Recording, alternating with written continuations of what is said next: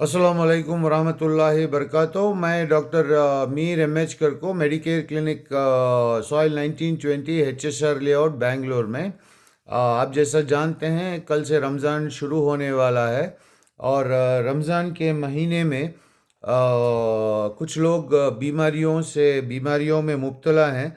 उनके लिए एक पैगाम है इस वीडियो में कि जिन लोगों को अलग अलग मुख्तलिफ़ बीमारियों हैं उन्होंने रमज़ान में क्या करना है, या किसी की बहुत ज़्यादा उम्र हो गई है और उम्र ज़्यादा होने की वजह से उनको रोज़ा रखने में बहुत तकलीफ़ हो रही है, या किसी को कुछ बीमारी है जैसे हॉस्पिटल में इलाज चल रहा है या हॉस्पिटल के से बस एडमिट होना है या डिस्चार्ज हुए हैं, और उनके लिए इस बीमारी इतनी शिद्दत की है कि रोज़ा रखना बहुत मुश्किल है।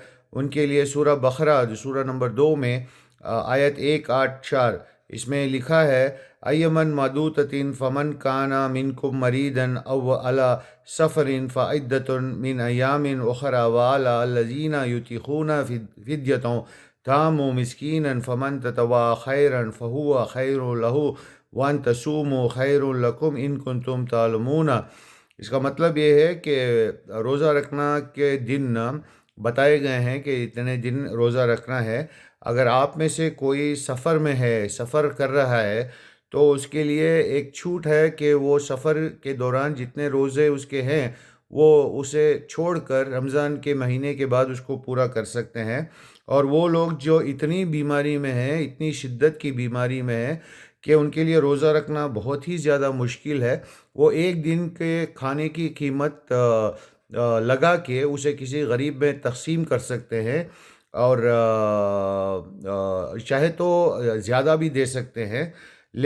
लेकिन याद रखिए कि रोज़ा रखना सबसे बेहतरीन है।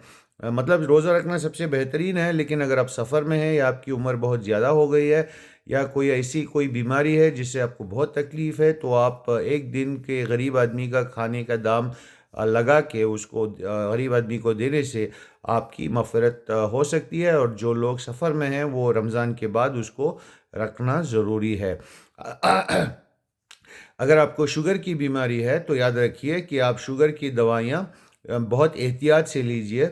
बेहतर है कि आप एक डॉक्टर के पास जाके अपने शुगर, अगर आपका शुगर बहुत फ्लक्चुएट हो रहा है, बहुत ऊपर नीचे जा रहा है, तो आप एक डॉक्टर के पास जाके उसको एक नॉर्मल लेवल पे रहने वाला कंडीशन बना लीजिए।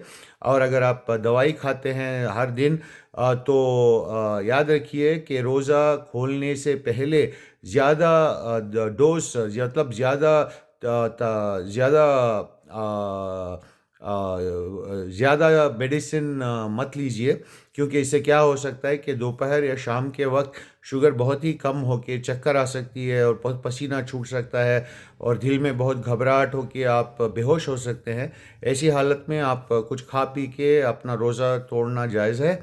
और अगर बेहतर ये है कि रोज़ा खुलने के बाद अपना सारा शुगर और मेडिसिन ले लीजिए, शुगर का मेडिसिन ले लीजिए, चाहे इंसुलिन ले रहे हैं इंसुलिन का इंजेक्शन ले लिया, और सहरी के पहले कोशिश कीजिए कि आपका शुगर नॉर्मल लेवल पे आ गया है, और वहाँ से थोड़ा डोज जितना हर दिन लेते हैं उसे कम ही लीजिए, ताकि हाइपोग्लाइसीमिया ना हो दोपहर और शाम तक। और बीपी का जो बीमारी है, ब्लड प्रेशर का, हाइपरटेंशन का, वो सुबह की गोली शहरी के पहले ले सकते हैं और इफ्तियारी के बाद ले सकते हैं। और जिनको अस्थमा है वो कुछ लोग कहते हैं कि इन्हेलर ले सकते हैं, लेकिन बेहतर है कि आप एक डॉक्टर के पास विज़िट करके अपने सारे अस्थमा का जो बीमारी है या कोई भी बीमारी है उसको ठीक कर लीजिए रोज़ा शुरू करने के पहले। आप चाहे तो हमारे क्लिनिक में आ सकते हैं। इसका नाम है मेडिकेयर क्लिनिक सॉइल 1920। ये HSR लेआउट में है बेंगलोर में। आप गूगल करेंगे तो आपको एड्रेस मिलेगा।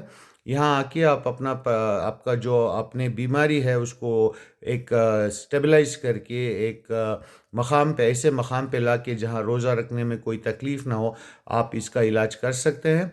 और इसे अपने दोस्तों और रिश्तेदारों में शेयर कीजिए।